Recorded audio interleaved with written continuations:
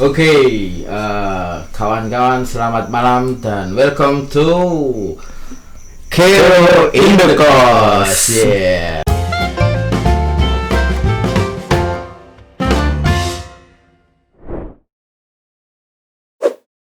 Halo Mas Bas. Halo bro. Gimana nih kabarnya? Baik-baik aja nih bro. Ya, bagus lah. Kamu juga? Alhamdulillah baik. Dari mana tadi bro? Tadi habis dari rumah saudara tadi. Saudara ketemu gede atau saudara gimana nih bos? Waduh itu ya saudara beneran ini. Gimana? Sehat ya? Corona gimana corona bu? Ya ginilah kita teman-teman juga di rumah ya. Kan lagi kondisi lagi pandemi gini ya tetap stay safe lah, maksudnya tetap aman dalam artian beraktivitas ya tetap sesuai prosedur kesehatan, bener nggak, pakai masker, protokol. Aduh ini bahaya sekali podcast ini sepertinya. Soalnya malam-malam gini dingin kan bro. Oh iya. Hujan, gitu asiknya kan. tuh. Mikirnya, asiknya podcast asiknya. Iya, pada ngeres nih. Jangan ngeres bro. Ini langsung aja bro. Jadi malam ini di Kero in the Coast kita ada kedatangan tamu yang cukup spesial buat saya. Dia adalah teman juga teman gini. Saya harap kedatangan beliau di sini itu untuk bercerita tentang segala perjalanan hidup beliau dari kecil sampai tua seperti ini. Itu apakah ada yang berkesan, dan paling berkesan itu perjalanan kisah seperti apa. Nah, langsung saja. Mungkin gini, Om Gio, silahkan perkenalan dulu. Ya, jadi di sini nama gue Giovanni Dimas, biasa dipanggil Gio, Giogop, apa Dimas. Gitu. Bahkan mungkin teman-teman gue ada yang nyebut Emon juga ada. Emon juga ada bro. Emon juga. Kenapa kok bisa Emon? Nah itu tuh jadi kan ini Emon tuh baru sebenarnya, baru karena SMA gue dapet sebutan Emon nih. Karena pas itu tuh gue pas perkenalan di kelas 1 SMA tuh gue ngenalin diri, niatnya tuh gimmick ngelawak. Nama gue Raymond itu. Cuma kok bertepatan sama kasus Emon yang pedofil. Aduh, kan ya gimana, langsung ada cocok lagi kurang ajar dari teman-teman gue. Terus wah makanya kayak Emon pedofil terus sampai sekarang disebutin. Emon pedofil yang mana bro? Yang ada di Jakarta tuh dulu sempat ada kasus itu. Oh gitu. Kalau nggak salah kamu kenalan itu tadi. Iya itu dia. Tahun-tahun itu ya. Berapa itu bro? Tahun kurang lebih 2014. Itu ada nama aslinya kan nggak salah Bayi Kuni apa siapa itu. Ya kalau nggak salah itu dah. Itu emang pedofil beneran? Iya pedofil, dia udah kena berapa korban itu anak-anak. Tapi asli Jakarta? Asli Jakarta dia kayaknya. Udah jadi bahas itu, nggak boleh. Kita nanti terlalu jauh dari topik ya? Iya benar, malah ngomongin orang gibah kita. Jangan kayak di podcast sebelah bro. Sebelah ini. Woi, santai dulu, biasa aja. Terus gimana bro? Asli dari mana asli? Gue sebenarnya asli bapak ibu tuh asli Magelang. Cuman kan dulu kan merantau ya, biasa kan kalau dari daerah kan biasa merantau. Bokap nyokap kerja di Jakarta. Jadi ya dari tahun 75 di Jakarta. Jadi lu belum lahir bro? Iya belum. Bokap nyokap udah di sana. Oke. Jadi lahir di mana bro? Lahir di Jakarta. Lahir di Jakarta. Jakarta sampai lahir tahun berapa lu? Gue 99 dari Jakarta sampai ke Jogja ini gimana ini ceritanya? Jadi kurang lebih hidup di Jakarta tuh gue udah 17 tahun lebih, bahkan 18 tahunan. Itu TK, SD, SMP, SMA gue di Jakarta sampai akhirnya tuh bokap nyokap pensiun. Ya. Pensiun guru dia? Iya, kan kalau guru kan 60 tahun pensiun, akhirnya balik ke Jakarta. Balik ke Jogja, balik ke Magelang. Karena ya dengan berbagai macam pertimbangan lah waktu itu lah, kayak ya udah akhirnya mutusin buat pulang ke rumah di Jakarta, dijual, beli di Magelang. Berarti di Jakarta udah nggak punya keluarga atau rumah? Keluarga masih ada Masih ada. beberapa di sana kayak Bude mungkin, Bule juga masih ada beberapa di sana. Jakarta lu mana sih bro? Posisi Jakarta Utara, Tanjung Priok kalau nggak. Oh Tanjung Priok. Mm-mm. Berarti SMA itu berarti dari SD nggak lahir dulu nih, lahir terus sekolah SD, SMP, SMA di Jakarta. Di Jakarta semua, di Jakarta. SMA mana lu bro? Gue SMA 13 Jakarta. 13 oke. Itu deket Polres. Ya itu Aman berarti. Aman. Oke, berarti lu emang dari kecil kelahiran juga dari Jakarta ya bro? Berarti sampai di Jogja ini kan lu teman kuliah gue bro. Kok kenapa bisa mutusin mau kuliah di Jogja gitu? Itu karena pilihan kamu atau dari usulan orang tua atau gimana sih bro? Atau cita-citamu emang kayak gitu gitu?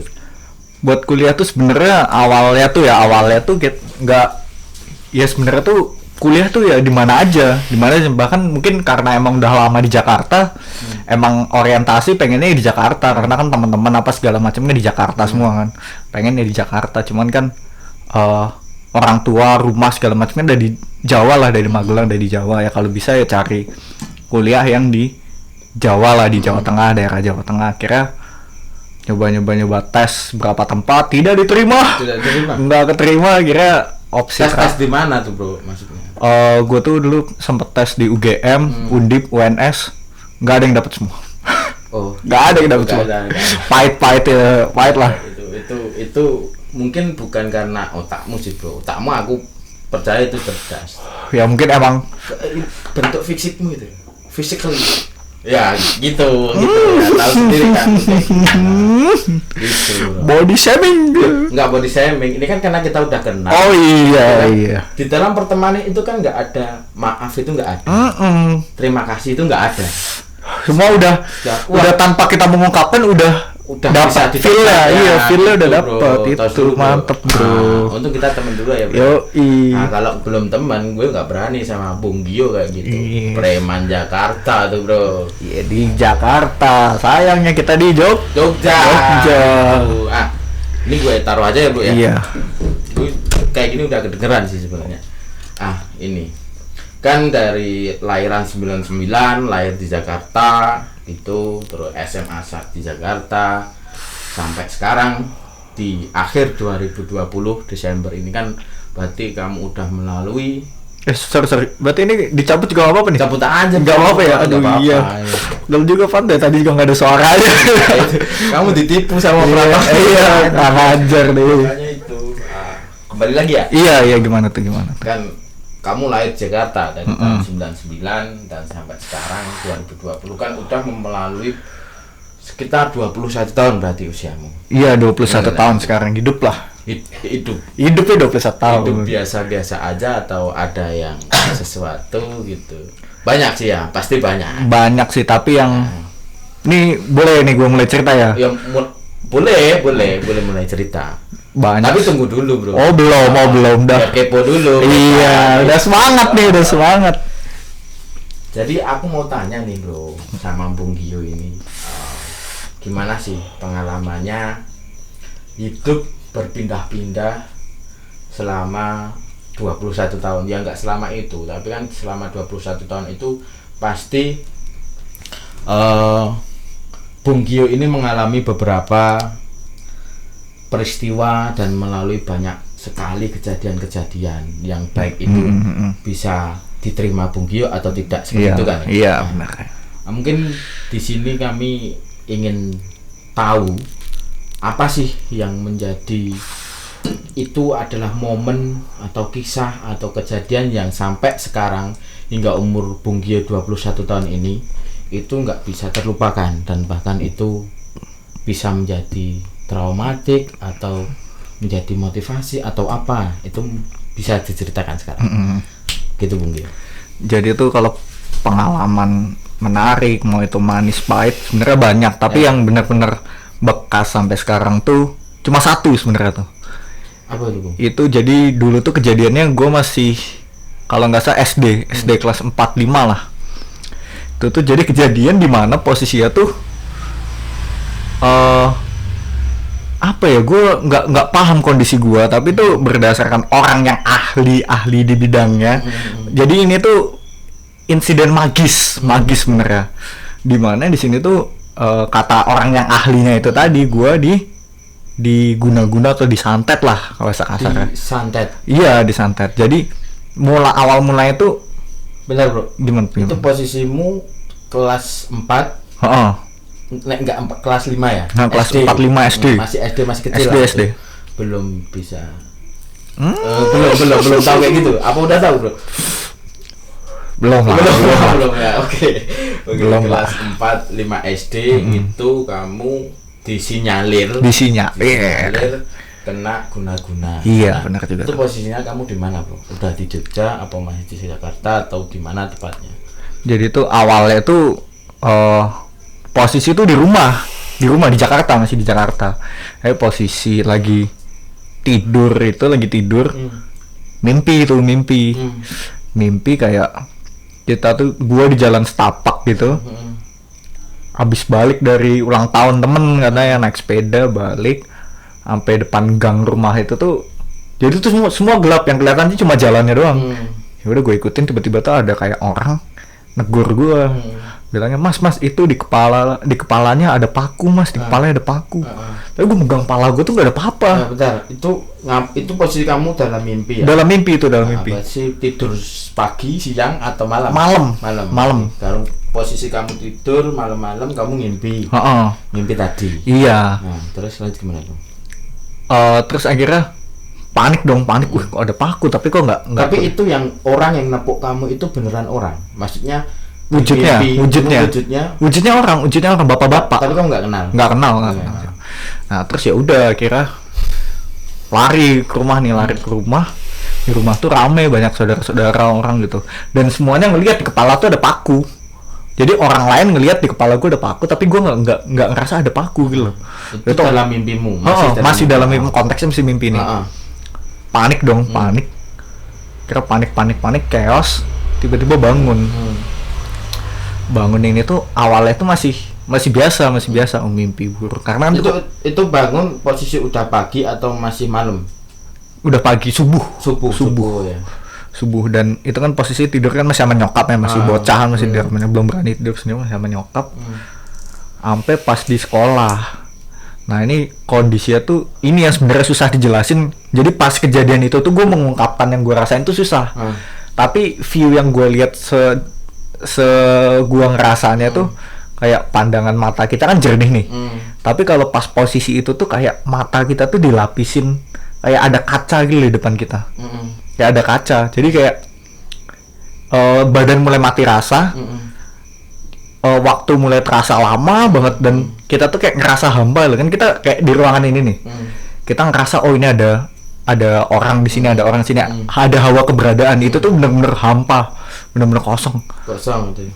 Dan kayak istilahnya aja, ini tubuh kita nih, tapi kita tuh di sisi lainnya tubuh kita, jadi kita tuh nggak merasakan apapun yang dirasakan tubuh kita loh. Kayak kamu makan gitu nggak kerasa makan tuh, tahu makan, tapi tuh nggak ngerasa kenyang, nggak ngerasa lapar. Bahkan tuh pernah kayak padahal tuh dari pagi sampai sore gitu tuh nggak makan, untuk ukuran anak kecil loh, nggak makan, dan gue nggak ngerasa lapar dari pagi sampai sore gitu, sampai ribut sama nyokap apalah. Berarti itu kamu mulai merasakan hal-hal seperti itu yang tadi kayak kamu omongin, kamu ada kaca gitu. Itu setelah kamu bangun dari mimpi tadi. Benar. Terus tuh akhirnya tuh awalnya tuh mungkin ini sakit kali ya, terus ya udahlah. Awalnya maksudnya awalnya udah prek aja gitu. Soalnya kan masih kecil juga kan, maksudnya belum kepikiran sampai wah ini gimana, belum sekompleks itu mikirnya akhirnya. Dan itu belum kamu omongin sama orang tua? Beberapa hari setelahnya akhirnya ngomong, tapi kan susah mendeskripsikannya, karena kan ya tadi masih kecil, bingung kan. Jadi yang bisa gue deskripsiin, yang gue bilang ke bokap nyokap ya cuma pusing kepala, pusing. Akhirnya ya bokap nyokap juga ngelihat gue tuh pucat banget gitu. dan mereka kan ya namanya orang tua mungkin sakit kan ya. Akhirnya diambillah tindakan medis, dibawa ke rumah sakit. Bawa ke rumah sakit itu tuh kayak apa ya, kayak nah ini nih mulai anehnya tuh nambah. Dibawa ke rumah sakit, masuk di sini tuh yang bikin gue mempertanyakan, ini gue sadar apa ini tuh sebenarnya masih di mimpi. Apa ini tuh sebenarnya masih di mimpi. Bingung kan, karena di rumah sakit tuh ada makhluk-makhluk yang harusnya tuh aneh loh. Mungkin kalau sekarang gue udah bisa mendeskripsiin itu bukan orang, tapi itu gue ngelihat kayak aneh loh. Kayak misalnya di ruangan ini tuh ada 10 orang manusia, tapi tuh yang 5 orang lainnya tuh bukan. Jadi ada 15 orang, 10 manusia, yang 5 itu bukan manusia. Itu di posisi di rumah sakit? Di rumah sakit. Maksudnya kok kamu bisa nilai itu bukan manusia, itu dari mana? Nah, dari bentuk fisiknya, pertama pucat, terus juga tanpa ekspresi. Tapi wajah dan bentuk semuanya utuh seperti manusia. At least yang gue lihat pada saat itu utuh. Dan sebenarnya nggak cuma pada saat itu. Oke lah, biar urut runtut dulu ya. Abis itu kan masuk nih dirawat. Ya udah, akhirnya katanya DB dirawat dah gue dah. Terus udah berapa minggu gitu tuh kayak gue tuh pikiran kayak nama yang ngelihat hal-hal kayak gitu kan, gue rada mungkin psikis gue kena ya. Itu posisi kamu, jadi kamu dirawat. Terus di itu dokter bilang kalau kamu DB. Itu kamu opnam. Opnam benar. Berapa hari di sana? Udah hampir 7 hari, seminggu lah. Hampir 7 hari itu. Dalam 7 hari itu kamu merasa ada yang aneh atau kayak kemarin-kemarin? Nah, sama kayak kemarin, cuma ya nambah aneh itu ya, kayak ngelihat kayak ada yang kan namanya di ruangan rumah sakit kan ada kaca yang tembus keluar gitu loh. Nah, itu tuh ada bapak-bapak yang itu tuh kayak nggak tahu duduk, nggak tahu berdiri, pokoknya di kaca terus gitu loh. Dan tiap gua tanya ke bokap yang jaga, kan bokap gua jagain tuh, tanya, "Pak, itu kok bapak-bapaknya di sana?" Terus bokap gua tuh nggak ngeliat, malah ngiranya gua aneh. Halusinasi mungkin sih bilangnya, dikira halusinasi. Terus akhirnya di situ gua kayak, wah ini udah mulai nggak bener nih, apa jangan-jangan gua udah mati. Kayak mulai sorry bro, itu bapak-bapaknya itu posisinya di luar ruangan, di depan kaca, dan dia liatin kamu atau gimana? Lihat ke dalam ruangan, karena kan di situ kan ada beberapa pasien yang nggak tahu fokusnya ke gua apa kemana, yang penting gue lihat ngadep. Tapi sendirian. Akhirnya gue mulai ngerasa gila, ya stres lah, namanya stres ya. Ini kok nggak jelas, ini gimana, apa jangan-jangan gue udah mati. Saat kalau ini mimpi, yang ada di otak gue apa? Gue bisa nimbulin rasa sakit, karena kan kalau kita ngerasain awal langsung bangun kan. Akhirnya situ gue kepikiran hal gila, nyabut infus. Gitu. Wah itu kamu sempat berpikiran kayak gitu? Itu udah gue lakuin, bukan kepikiran, udah. Gila lu anjing. Terus gimana? Ya itu nyabut infus, wah geger kan. Lu bayangin nyabut infus, katanya kan ini kan infus kan kalau di sini kan masuk ke pembuluh darah. Itu tuh sampai pendarahan, sampai ngocor darah tuh, gue nggak ngerasain apa-apa, Pak. Berarti emang itu kamu seluruh tubuh mati rasa. Gue tuh cuma ngeliat darah bersimbahan, tapi gue nggak ngerasain apa-apa. Dan kosong gitu. Dan iya kosong, dan itu wah udah akhirnya ya udah itu ditanganin sampai gue tuh dikasih kayak strap buat ngiket di ini loh. Biar nggak dicopot. Biar gue nggak melawan, nggak merata. Jadi udah diperlakukan kayak orang gila, semi orang gila. Berarti kamu melakukan nyabut infus tadi dalam posisi sadar ya? Dalam posisi sadar. Maksudnya sadar pengen nyabut. Itu keinginan gue sendiri yang nyabut. Di luar. Bukan. Nah, akhirnya ya udah nih, fase perawatan selesai, gue dinyatakan sembuh. Itu selama seminggu ya kurang lebih? Seminggu kurang lebih. Akhirnya balik ke rumah, tapi nggak ada perubahan. Di gue nggak ada perubahan, masih tetap sama yang gue rasain. Tapi padahal dari pihak rumah sakit udah menyatakan sembuh. Lu sembuh? Trombosit normal udah mulai sembuh. Terus pulang ya. Dan sampai rumah ya sama aja. Masih sama, dan akhirnya itu gitu lagi itu maksudnya gimana? Berlangsung terus itu tuh, kayak gue yang aktivitas gue tetap berjalan, tapi itu dengan kondisi gue yang kayak gitu. Yang kosong. Rasain apa-apa. Dan nggak cuma visual yang nambah, tapi audio juga gue mulai ngedenger hal-hal yang kayak nggak seharusnya gue denger. Kayak misalnya tiap malam, lu bayangin aja sih jam gue sampai nggak bisa tidur tuh, sampai jam 12 jam 1 tuh luar masih rame kayak pasar lu rame gitu. Tapi nggak jelas, cuma riuh nggak tahu ngomong apa, rame terus. Itu selama tiap hari malam. Nggak sebenarnya tuh nggak mesti malam, tapi muncul tapi riuhnya itu emang pas malam, pas maksudnya kondisi semua hening, tapi kok masih ada kegaduhan yang harusnya tuh hening gitu. Harusnya hening tapi kok masih ada rame. Posisi lu di rumah. Di rumah. Dan di rumah itu emang nggak ada aktivitas apa? Nggak ada. Lingkungan rumah lu? Nggak ada. Akhirnya ya udah berjalan. Gue masih mengeluhkan hal yang sama ke bokap nyokap. Akhirnya bokap nyokap tuh kayak mendiagnosa gue tuh mau dibawa ke psikiater. Kan udah gila, apa gue udah dianggap gila kalau udah ke psikiater kan.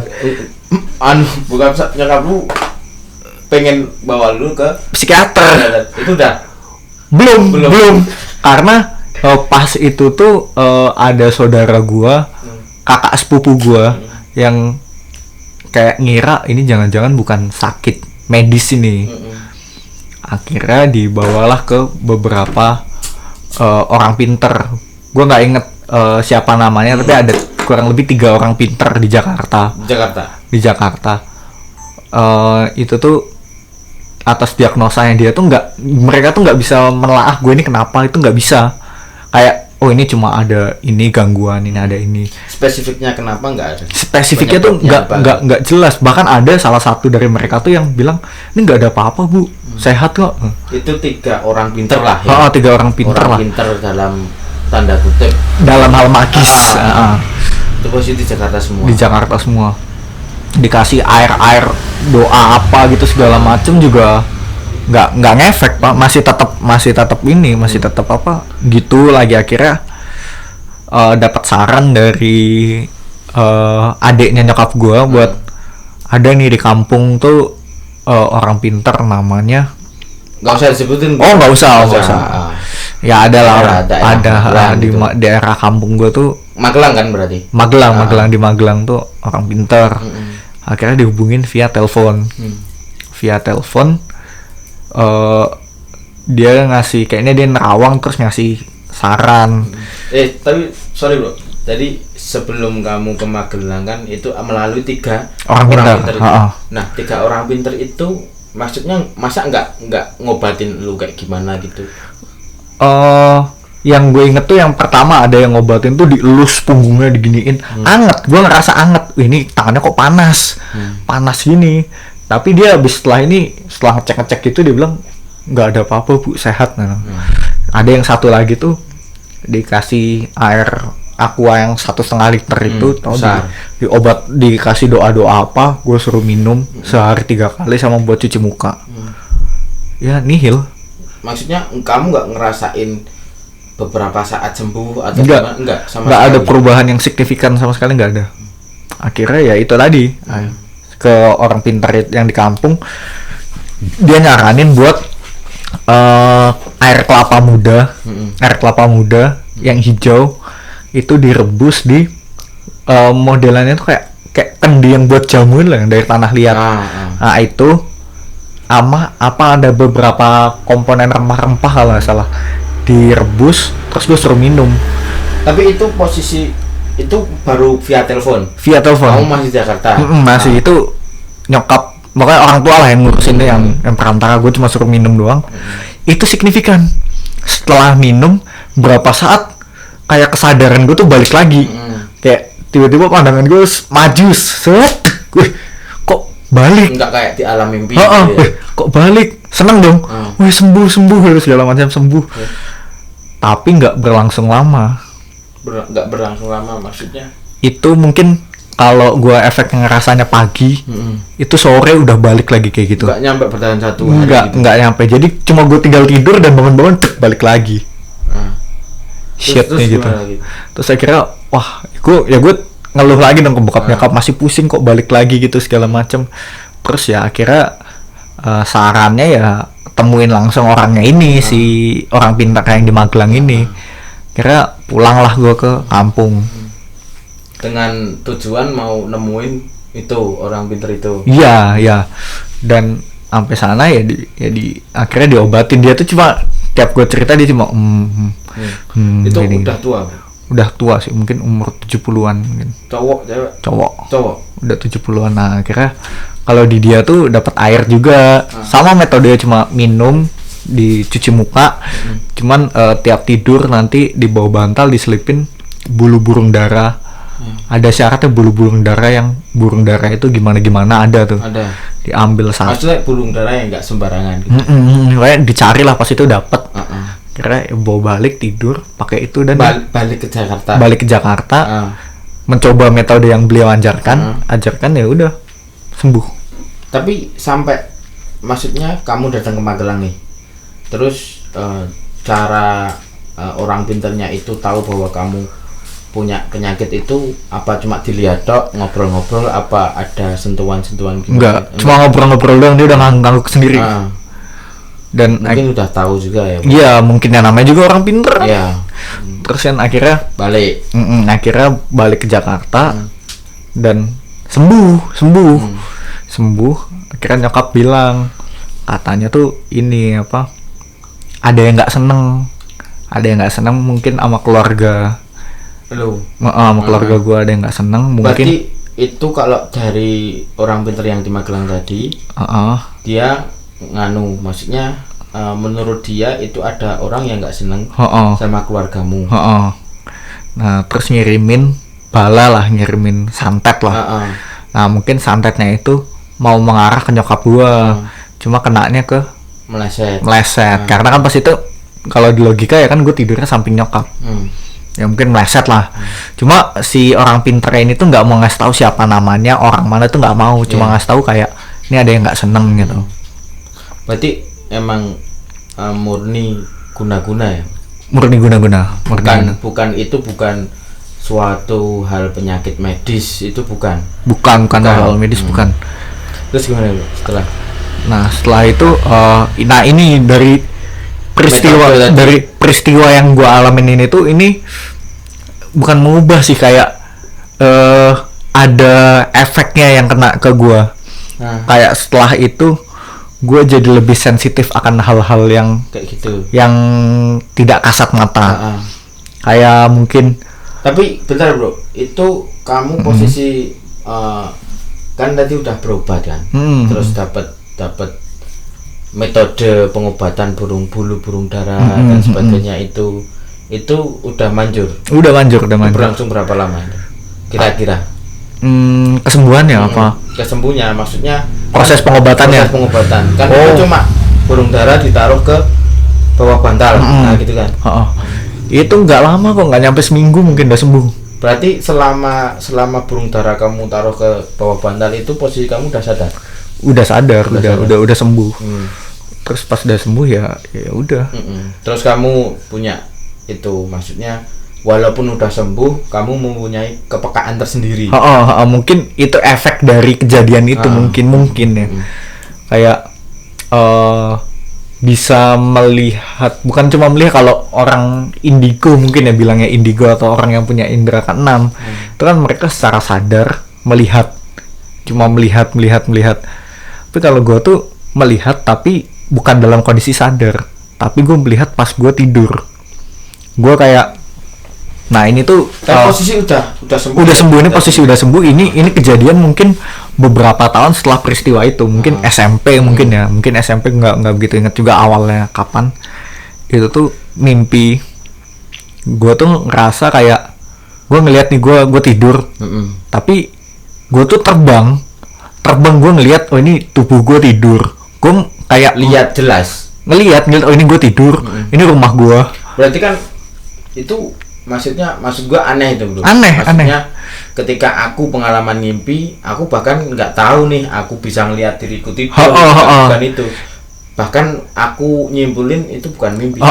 Kayak nggak sadar kan itu. Tapi di sini posisi gue sadar, oh ini gue mimpi. Karena gue bisa ngelihat diri gue. Dan berarti kamu lihat diri tubuhmu itu sedang tidur di kasur. Tapi kamu pergi. Nggak, nah dan ini perginya tuh nggak tanpa bisa gue kehendakin. Jadi dalam artian ya udah gue melayang aja, gue nggak bisa nentuin gue mau melayang ke sini nggak bisa. Jadi kayak udah ada rutenya gitu loh. Gue cuma bisa ngelihat doang. Jadi melayang itu udah melayang secara sendiri gitu loh. Dan mimpi pertama gue yang gue inget tuh di sekitaran rumah gue itu tuh banyak aktivitas karena gue nggak ngelihat manusia. Gue ngelihatnya tuh cuma orang pakai kain putih. Sebagian besar tuh berambut panjang, mungkin perempuan ya, kalau berambut panjang identiknya perempuan. Itu tuh jalan lalu lalang itu di jalannya rumah gua, jalan gang. Dia bukannya jalannya di atas genteng, itu enggak, di jalan biasa, mereka jalan gitu. Berarti posisimu itu emang ya, maksudnya ketika kamu kejadian itu, kamu tuh sadar bahwa kamu itu kelilingnya bukan di negeri antah berantah, tapi emang itu spesifik itu di lingkungan lingkunganku. Dan akhirnya terus nih tubuh terus berjalan, terus ngelayang. Itu posisi kamu ngerasain kamu melayang gitu? Ngelayang, karena gue ngelihatnya dari atas, ngelayang kan berarti. Berarti ngelayang itu terus berjalan, ngelayang.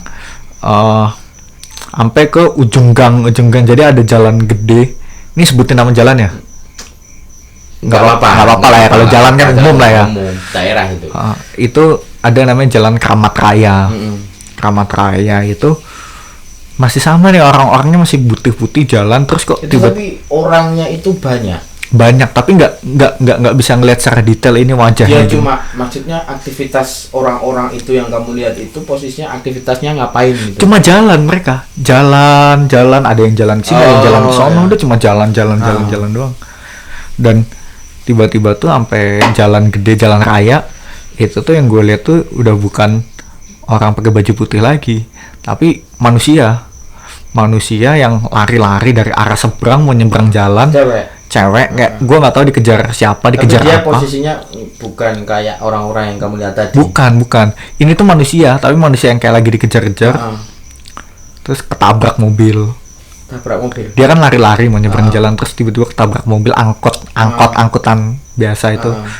Ketabrak, terus makin ke sono kok gue bisa ngelihat aktivitas manusia. Ini manusia loh. Aktivitas manusia, tapi kok kalau di logika kan harusnya Jalan Kramat seberangnya itu kan Masjid Raya Islamic Center. Tapi itu kok posisi bukan Masjid Islamic Center. Ini apa? Banyak aktivitas yang gue bilang tuh ada pembunuhan, judi, dan aktivitas seks komersial. Seks bebas gitu ya? Nggak tahu itu seks komersial, pokoknya aktivitas seks tuh banyak lah di situ. Di daerah yang gue lihat itu, yang di seberang jalan itu. Dan balik lagi bangun. Tapi bentar bro, berarti kan kamu yang kamu lihat di sekeliling rumah itu emang penampakannya, maksudnya lokasinya itu emang bener-bener kayak kamu ketika bangun, atau ada sesuatu tempat yang beda? Ada yang beda. Ada yang beda bangunannya. Tapi secara jalan itu spesifik sama ini. Cuma mungkin ada bentuk yang beberapa yang berbeda ya. Terus saya kira kan karena penasaran, nggak cerita mimpinya, karena kan kalau cerita mimpinya ke orang tua pasti meragukan itu kan, kayak nggak mungkin. Nanti lu dibawa ke psikiater. Iya, dikira gila lah gitu. Lucu dong. Akhirnya akhirnya bokap tuh cerita kalau dulu tuh sejarah tempat ini. Lingkungan. Itu sebenarnya salah satu cerita kelam di daerah Tanjung Priok lah, di daerah Jakarta Utara. Dimana ini tuh dulu tuh jalan yang tadi gue bilang Jalan Kramat Raya yang ada orang nyebrang ketabrak. Itu namanya bukan Kramat Raya. Nama daerah itu Kramat Tunggak. Nah, Kramat Tunggak. Jadi di Indonesia tuh ada beberapa tempat prostitusi besar, sekelas Gang Doli. Jadi dulu tuh ada Gang Doli, terus ada Kalijodo, satu lagi itu tempat lu itu Kramat Tunggak ini. Itu dulu prostitusi. Jadi emang kalau di kaitin sama sejarah kok sebenarnya masuk akal, jadi masuk gitu akal ya. Dan ya mungkin dengan apa yang gue lihat, gue nggak bisa langsung menyimpulkan wah ini, tapi cukup masuk akal kalau mengingat latar belakang sejarah. Jadi dulu tuh seberang jalan rumah gue tuh tempat prostitusi besar, Pak. Akhirnya pada zaman Orde Baru berakhir itu